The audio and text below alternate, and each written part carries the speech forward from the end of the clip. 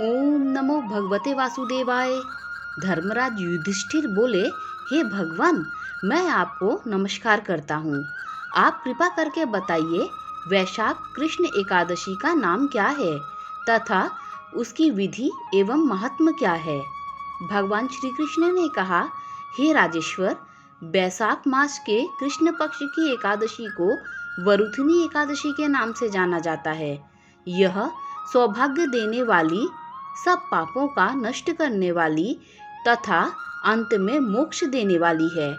इसकी महात्म कथा आपसे कहता हूँ। प्राचीन काल में नर्मदा नदी के तट पर मांधाता नामक राजा राज्य करते थे। वह अत्यंत दानशील तथा तपस्वी थे। एक दिन जब वह जंगल में तपस्या कर रहे थे, तभी न जाने कहां से एक जंगली भालू आया और राजा का पैर चबाने लगा। राजा पूर्ववत अपनी तपस्या में लीन रहे। कुछ देर बाद पैर चबाते चबाते भालू राजा को घसीटकर पास के जंगल में ले गया।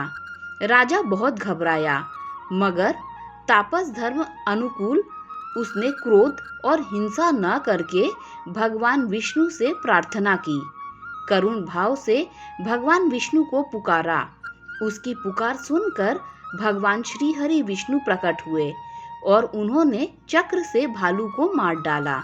राजा का पैर भालू पहले ही खा चुका था। इससे राजा बहुत ही शोकाकुल थे। उन्हें दुखी देखकर भगवान विष्णु बोले, हे वत्स, शोक मत करो।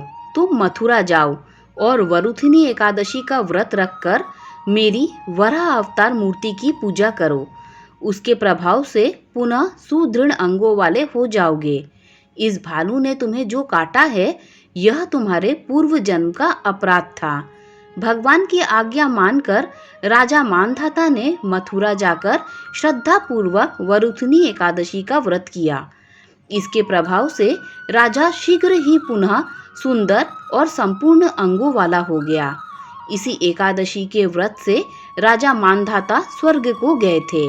जो भी व्यक्ति भय से पीड़ित है, उसे वरुथिनी एकादशी का व्रत रखकर भगवान विष्णु का स्मरण करना चाहिए।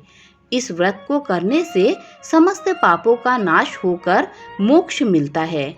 दोस्तों, अगर ये कथा अच्छी लगी हो तो लाइक शेयर सब्सक्राइब कीजिए।